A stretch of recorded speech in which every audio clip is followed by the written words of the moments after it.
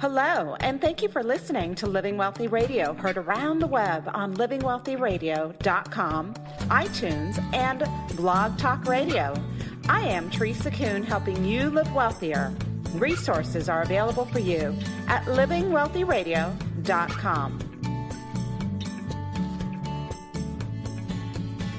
Hello, and welcome to the Living Wealthy Financial and Living Wealthy Radio webinar and podcast. Today's topic is the myths of home ownership. My name is Kristin Colca. I'm a Bank on Yourself Authorized Advisor with Living Wealthy. And joining me today is Teresa Kuhn. Hi, welcome everybody. Thank you for joining us. Living Wealthy Financial and Living Wealthy Radio presents the myths of home ownership. Excited that you're here joining us. And our expectations for you are that you're going to walk away going, I didn't know that, or that's interesting, or oh my gosh, why didn't I learn this before?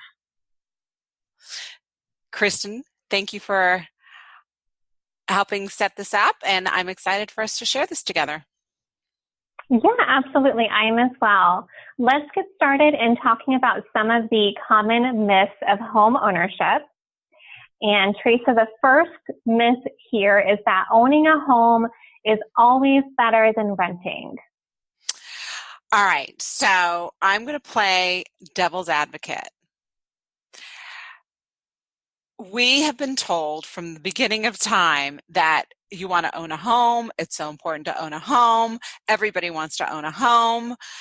Kristin, why is this a myth? Why isn't it a good thing to own a home? Why would you want to throw away rent money when you could be building your own equity? Well, when you think about what statistics say about how many jobs young people have today, I believe they go through about 11 jobs in their lifetime. And in many of those cases, they have to move to start a new job or move up in their career. And so when you're purchasing a home, you have to live in the home for a certain amount of time in order for that purchase to actually benefit you. So you really want to ask yourself before you own the home, how long are you going to be planning to stay in the area? And how long do you want to live in the home? Well said. That is a really, really good point. And what we've found over the years, and we've been working with money for a very long time now and have seen probably everything that one can see when it comes to money. From a budget perspective, owning a home blows a budget. It just does, right? So when you rent, you've got an issue with the roof, or you've got an issue with your heating or air conditioning or your toilet. You call up a landlord and they fix it. Hopefully, right? They fix it. But if you own the home, you've got to pay for it. Now, if you're not really on a budget, or you're a higher income person and you're stable and you don't expect to move, then it might be a little bit different, right? But a home is not an asset per se. It really is a liability.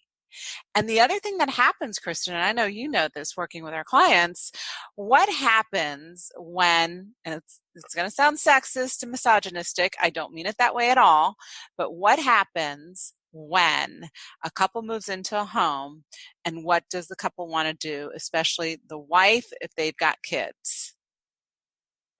They want to nest. They do. They want to nest. And what's involved in nesting? Fixing up that home, buying furniture, fixing up the bedrooms, decorating. Cha-ching, cha-ching. You want to talk about a budget buster? There you go, right? You know, and then you start fixing up a bathroom, and then you start fixing up the other bathroom, and then you do the kitchen, but then the living room looks old, and then you want to paint, you want to decorate, and it's just tens of thousands of dollars, and in many instances, you don't get that back.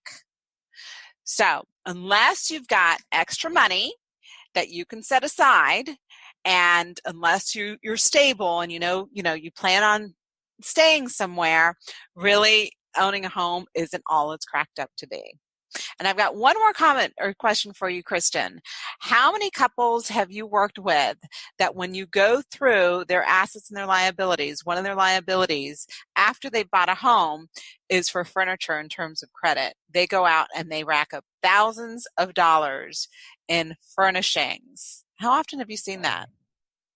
Oh, so many times. And it's crazy because all of these furniture stores now, they offer these appealing incentives. You know, if you purchase the furniture, you don't have to pay interest for a year. And a lot of people will buy the furniture thinking that they're going to pay off that furniture loan within that year-long period that they're not paying interest. But things happen. And if you don't pay off that furniture loan by the time the promotional period is over, the interest rates can be through the roof. So we're going to be dropping a ton of nuggets throughout the presentation that don't necessarily sound like it has anything to do with owning a home and the myth around home ownership. But here's a nugget. These furniture companies, car companies, really any retail that sells a commodity, they're not necessarily making a whole lot of money off of the commodity they're selling. They're making the money in the financing. And that's a whole nother topic for another conversation. But I want you to think about, bank on yourself, becoming your own banker, infinite banking concept. Why is that word or that concept in there? Because there's a lot of money in it, right? And so the furniture stores are selling the commodity. They're financing 0% interest. Do you think it's because they're so nice and they want to accommodate?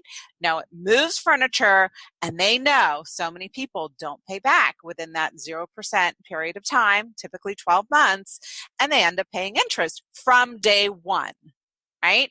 And our clients sheepishly say, oh, we've got the furniture, but don't worry, we're going to pay it off within a year. It's like they're apologizing for it because deep down they know it doesn't serve them. But it goes back to, you buy a home, you want a nest. It's just natural. It's genetic. It's how women are wired, right? And we just spend a ton of money fixing up our homes. So let's go to the next one. Yeah, absolutely. And that ties into the second myth of owning a home. And that is that buying home is a no-risk investment. Well, just ask those who bought homes before 2008. This used to be true. I mean, this used to be, one of those sacred cows, right? You got to buy a home. It's the best investment. It'll never go down. What happened in 2008, Kristin? Right. The real estate market crashed. And what happened to so many people who overbought in terms of what they could afford? Sadly, a lot of people lost their homes. Yeah, they did. Real estate does not always increase over time. And for some people right now, they're just getting their equity back into their properties. And another thing to consider, just because a mortgage company is willing to finance a mortgage for a certain amount doesn't mean that's the amount you should finance. Our clients, our wealthier clients, this will be a nugget that I want you to think about. The way you accumulate wealth is to have a gap between your income and your expenses. The mortgage companies, the finance companies, the credit card companies, the banks want that gap to be as small as possible because that's how they make their money, right? So if they say you can afford a lot more house than really makes sense to, if you don't have that gap between your income and the expenses, you're not going to be able to save. And the saving is what's going to help you accumulate your wealth. Exactly. And aside from decreasing property values, there's also our unforeseen maintenance costs and repair expenses. And like you said, if you don't have that gap where you're saving money, you're going to have to, again, go to the credit cards to finance those expenses. You got it. So there's, again, HVAC, what if you needed a new heating and air conditioner? What if you needed a new roof? What if you've got a leak somewhere, right? Somebody was just telling me about a leak that they had in their home. They couldn't figure it out where it was coming from. They spent over $30,000 trying to identify where that leak was coming from in terms of foundation work, et cetera. It turned out it was a leak in their HVAC system that nobody could find. And $30,000 can really wreck someone's budget or savings. So, yep, unless you've got a lot of money in reserve or a specific amount in reserves, it really is, probably not ideal. And I've got some clients, and Kristin, I know you know who they are, that they had a lot of debt when they got married. And I've seen this several times, and they rented and lived super frugally, got rid of all of their debt, and then started saving for a home because they knew that they wanted to raise their kids around the grandparents. That was ideal. That's a perfect scenario. If you are thinking of buying a home, make sure you don't have any other debt and make sure you've got reserves. Absolutely. Our third myth is that your home should be your biggest investment. Explain that myth a little bit more so people really understand what the myth is. So basically what they're saying with myth number 3 is that in terms of what you're putting your money into, your home should be the thing that you're putting most of your money into. How crazy is that? The analogy we use is dig a hole in your backyard and put all your money in there and forget that it's there. So it's literally like digging up a hole and pouring your money in there. It's ridiculous. Now, what do people say counter to that, Kristin? Well, what you say counter to that is your money is locked up in your house. How are you going to access that? And if it is your biggest investment, and if you plan on using it as a retirement asset, you're still going to need a place to live. That's right. And the counter to thinking that, well, no, I've got cash, I've got equity in my home and I can tap into it at any time, that's not necessarily true. Back Right. in 2007, 2008, 2009, 2010, we had clients whose lines of credit, they had an equity line of credit on their home and they thought that they could access it at any time. And that was just peace of mind for them. Boy, were they shocked when they got a letter from the bank saying their line of credit was closed and that their outstanding balances they had to make payments on. They were shocked. They could not believe that could happen. Rule of thumb, banks can do anything that they want. Anything. Who do you know, Kristin, has read the fine print when they get a mortgage? Not many people. And that scenario that you're mentioning happened to people over and over and over again in 2008. You got it. Yeah, it's crazy. And so don't let this happen to you, right? You should have your own line of credit. You should have your own reserves. And to think that the money that you've got in your property can be your biggest investment, again, it goes back to, I think, just really bad information. Absolutely. And so that really ties into the last myth that we're going to talk about today. And it's myth number 4. Is your home really an asset, or is it actually a liability? Well, I think people will argue that, of course, my home is an asset. It's on my balance sheet, right? If I do a personal balance sheet, my equity in my home sits on the left-hand corner of my balance sheet. It is an asset. Right. And I think the old school conventional way of thinking is that you get your mortgage and you try to pay it off in 15 years or less. I did that. I did that when we first got married. Our first several mortgages that we had them on a 15-year mortgage. What a mistake. We did everything by my training, my financial planning training, right?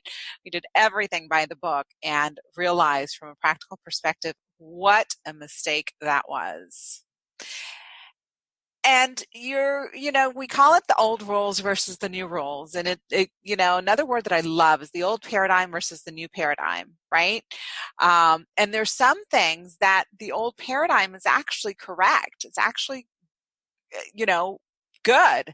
But in this case, it's really an old paradigm. And so that old paradigm is get the lowest rate mortgage, which actually that's good to get the lowest rate mortgage. You don't want a high rate for your mortgage. Start a biweekly mortgage payoff plan, or send in as much money as possible to reduce the principal and paying off the mortgage as quickly as possible. Well, that was an old rule. The banking industry, of course, wants you to reduce your principal as much as possible because they reduce their risk as much as possible. But that increases your risk, because if something were to happen to you, if you lose your job or you need to move, you cannot get access to your equity. Absolutely. And so some reasons that you should always carry a mortgage. So the first one here is that mortgages actually don't lower home values. So explain that a little bit. What do you mean by that, Kristin? So if you have a big, huge mortgage on your home, it's not affecting your property value. Your property value can still go up, and you can still build equity in your home. Yep. That makes sense, right? It makes common sense, but people don't necessarily think that way. Yep. Absolutely. And then the next one here, your mortgage is the cheapest money you will ever buy. And I think this is a really important one, because especially in today's interest rate environment where people are getting mortgages at 3% and 4%, it is very cheap money.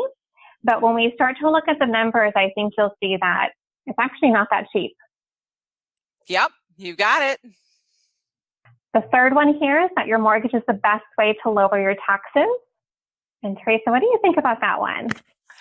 Well, with the new tax laws, that's not necessarily true. It depends your tax bracket, and depends how much interest you're paying on your mortgage, right, every year. So I would say not necessarily true anymore. Right, absolutely. So we say get the money out of your house while you still can, and your mortgage becomes cheaper over time. So we need to share some numbers on that one, because people are thinking, what do you mean my mortgage becomes cheaper over time? Absolutely. Absolutely. And carrying a mortgage, you actually have protection in the event that you lose or quit your job. If you think about the fact that if you take on a 15-year mortgage, you're going to have a bigger payment. If you have a 30-year mortgage, you'll have a smaller payment. If you still want to pay your mortgage off quicker, you have the ability to do that, to put some extra cash flow towards that mortgage balance, but you don't have to. You're not locked into that payment. So if you carry a 30-year mortgage with a lower payment, you do have some protection and some budget wiggle room if you do lose or quit your job. Totally agree. All right. So Teresa, let's take a look at the numbers. The first screen that we'll have here is a traditional loan amortization schedule. And did you want me to go through the numbers? Absolutely.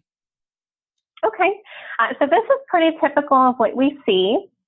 This is a person that took their loan for their mortgage in January of 2010. It was a $400,000 loan. They got approved at a 3.75% rate. They're going to pay that loan off over 30 years, and their monthly payments are just over $1,800. Once they finish paying off this loan in full, the total interest that they'll pay to the mortgage company is $266,886.45. Well, the 3.75% annual interest rate is a really, really good interest rate. And it really is the cheapest money that somebody will be able to borrow, right, in terms of a long-term loan. So that's certainly one thing to think about. Locking in, getting a loan for $400,000 at 3.75%, historically low interest rates. At some point, interest rates have to go up, and we'll look back at this time and say, "Oh my gosh, why didn't I buy more real estate at 3.75%?" Right? Yes, absolutely. All right. So should we look at what this amortization schedule looks like for someone that does have some extra money to put towards their mortgage balance? Yep. All right. So we get this all the time. I've got extra money that I'm paying towards my mortgage. Yes. And in this case, this person had an extra $300,000, and they were trying to decide where to put it. Should they put it towards their mortgage and get their house paid off, or should they put it into a savings or investment vehicle? And running the numbers, if they were to put it towards their mortgage here, they could get their home paid off in 128 payments versus 360, so about a third of the time. They would have their mortgage paid off completely by 2020. And they drastically reduce the amount of interest that they're paying towards the mortgage company. So $135,842.06 versus that $266,000 number we looked at just a minute ago. Considerable. I mean, that's a considerable savings, right? $135,000, almost $136,000. But once it goes into the home, if you need to tap into it, you've got to apply for financing and you've got to qualify. So if you're not working, if you're sick, if you're disabled, if your income has dropped and you want to access some of the money, can't call up the bank and say, I've got great credit and I've been a really good customer and I promise I'll pay you back. Can you give me some of my money? They're going to say, nope, no way. It's an either or. Every dollar that goes towards paying down that mortgage is an either or dollar. You can either put it into your home or you can put it someplace else. We think we've got it better someplace else. Absolutely. And so what we suggested to this client is that instead of putting $300,000 directly into their home, what if they structured that money into a bank on yourself, infinite banking concept type of policy? They can still pay off their mortgage early by utilizing that policy, and they can have the benefit of both assets. And so this is what that looks like. So the alternative scenario that we put together for them, they're able to borrow out not quite $300,000 from their policy, but $253,000 from their policy. They still get the loan paid off a considerable amount of time sooner, and they're still saving a considerable amount in interest. So $138,000 of total interest that they're paying in this scenario. Yes. So in this scenario, they had an extra $300,000 to put towards their mortgage. And I know what you're thinking, you in the audience, for saying, I don't have an extra $300,000. No, you probably don't.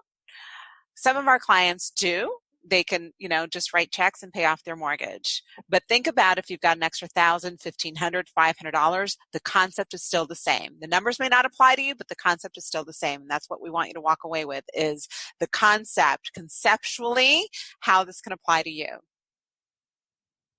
Absolutely. And so this is some more information about the alternative scenario that we talked about.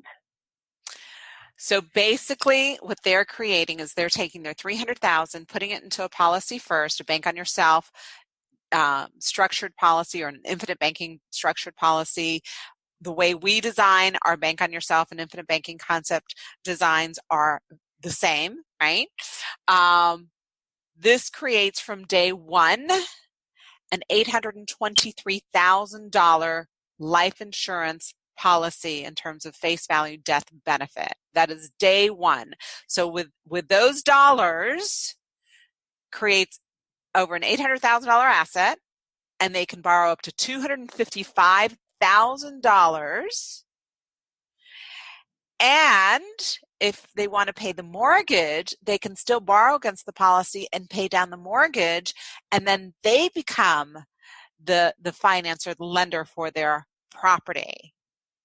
But over the lifetime, right, once their mortgage is paid off, if they just want to continue down their track and then start making payments towards their policy, then what they're doing is creating an asset at age 60 of $1.6 million with over $661,000 of cash value. And all along the line, right, all those years, which is what? It was over 23 years, 24 years, Kristin? Right. Yeah, he was 35. He was 35. They've had access to 25 years. They've had access to those dollars. They don't have to beg the bank to give them money. They don't have to jump through hoops. All they do is make a phone call and say, I'd like access to my money. I'd like to take out a loan. And they created that death benefit. The numbers are so exciting. Kristin, let's change the screen and actually look at the illustration. Yeah, absolutely. So this is the actual illustration for the client illustrating this concept. Okay. Explain to the audience what we've got here. Yeah, so it looks a little complicated. Yep. But as you can see, the $300,000 is going into the policy as a contract premium year one. This is a single premium contract, and so there's no more premiums that get paid into this policy after the first year. You take a loan of $253,000, and you can take that loan in the first year. We're a little limited in our software, so it does show it coming out the second year. But what you're seeing here is that once the loan is taken from the policy, there's about 3 years there that no payments are being made back towards that loan. And that's because this person is still paying down their mortgage, right? They don't get it paid off until 2022. But once they get that mortgage paid off completely, they can now redirect those mortgage payments back to their policy, get that policy loan paid off. And if they do that, they'll have the loan paid off by the time they're 60. And as we just talked about, the cash value at that point in time is $661,000, and he has a $1.6 million death benefit, plus the full equity and full ownership of his home. I know. It's amazing. I love it. But the best is yet to come. Absolutely. Because with this type of policy, they don't just have the cash value and they don't just have the death benefit, but they also have living benefits in the form of an accelerated death benefit rider. And this rider gives them access to their death benefit if they're suffering from a chronic illness, a medical condition, or a terminal illness. Now, chronic illness, specified medical condition, terminal illness, I'll give the disclaimer. The definitions of this really is by state. It's very state specific. But overall, big picture, Kristin, what does chronic illness mean? So chronic illness means that you're not able to do 2 of the 6 activities of daily living. And this includes things like dressing, showering, toileting, things like that. If you're not able to do those things, you are going to require some care, and that can happen at a nursing home or at home with a at-home healthcare nurse. And the specific medical condition? A specific medical condition, it really covers a wide variety of different things. But think about medical conditions that might require a long hospitalization. And so this would include things like, a heart disease or cancer. And then terminal illness is basically that, right? Your doctor has said you have less than 12 months to live. And so I want you to think about, this design. Number one, it's proprietary to our organization. So the Bank on Yourself organization is really the only one that can access this type of design. It's very, very unique in the industry, and it's just remarkable how well it works. Yep. So for chronic illness, imagine being 67 years old and having a major health issue and having access to over $1,080,000 in a check to go anywhere in the world to get treatment if you want, or do whatever you want. It's not a reimbursed plan where you've got to show receipts. It's what you've got access to and still have death benefit for your family and loved ones. Absolutely. And I think that's really the beauty of Bank on Yourself and the infinite banking concept is the control that it gives you over your outcomes. So well said. The quality of someone's life is in direct proportion to the quality of options that they have. And this is so true when it comes to finances, right? You see people who really don't have that many financial options as being very, very limited. by having the dollar, right? Every dollar that could go to pay your mortgage down, you use that dollar and you put it into a policy first. It's not an either or dollar, right, being spent. It's, I can spend my dollar here, I can borrow it out and pay down my mortgage if I want to. If I die, the money pays my family. If I have a chronic illness or I have a medical issue, or if I'm terminally ill, I have access to dollars. That money continues to work for you, harder for you than any other strategy that we know of. And you don't have to pay your house down if you don't want to. Remember, we talked about in this example, the interest rate was 3 3/4%, historically low interest rate, right? Why would you necessarily want to pay that down?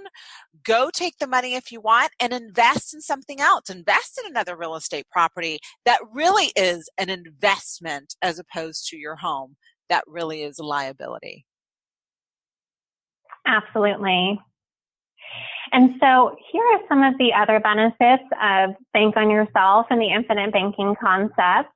And as we've been discussing, it gives you options, the liquidity, use, and control of your cash, and the ability to borrow against the cash value and continue to earn dividends as if you never touched it.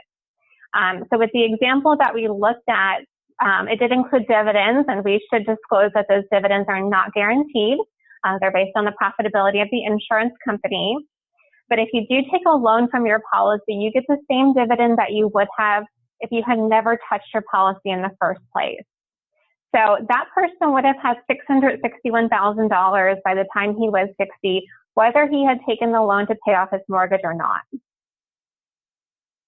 He also has the flexibility to pay back that loan however he'd like. We showed that he redirected his mortgage payments. He could pay more or less towards his Bank on Yourself or infinite banking structured loan if he wanted to. And then, of course, he has the death benefit protection. He has protection against creditors, lawsuits, and bankruptcy, benefits in the case of long-term care, critical care, or terminal illness. He could convert his cash value to an income stream in retirement. He has guaranteed growth. The gains are locked in each year. He's not going to lose money if the market crashes. And he has the tax deferral and the tax favored income, just depending on the policy design. Beautifully said. Compare that to your money strategy today, right?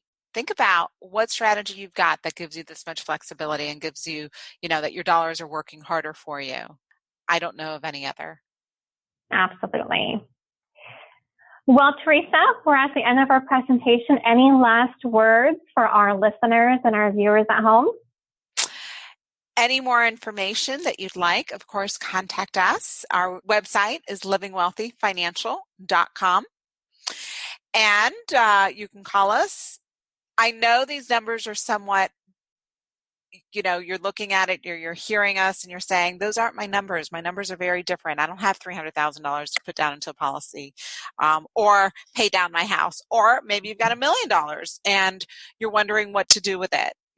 Should you pay off your home? Should you go pay cash for an investment or, invest in your buddy's company? Just think, if you put it into your policy first, those dollars are creating two assets for you at the same time, as opposed to once you invest, that's it. It's very difficult to take that money back, right? So beware, give us a call. It doesn't cost anything to talk to us. We'll walk you through your scenario. And if it's not right for you, we're the first ones to tell you. We'll tell you, this isn't going to work out for you, or this isn't going to work out the way you're thinking, or, this isn't the right timing for you. I mean, it's not just figuring out, making it fit your scenario, making it fit into this strategy. We're the first ones to tell you if it's not for you. Absolutely right. Absolutely right. Well, thank you so much for joining us today, and thank you, Teresa. Of course. Thank you, Kristin. All right. Bye-bye. You've been listening to Living Wealthy Radio, heard around the web on livingwealthyradio.com, iTunes, and Blog Talk Radio. Download or subscribe to our podcast to hear a new show every week. I am Teresa Kuhn, and I hope you'll join me again next week as I show you ways to live wealthier. Resources are available for you on our website at livingwealthyradio.com.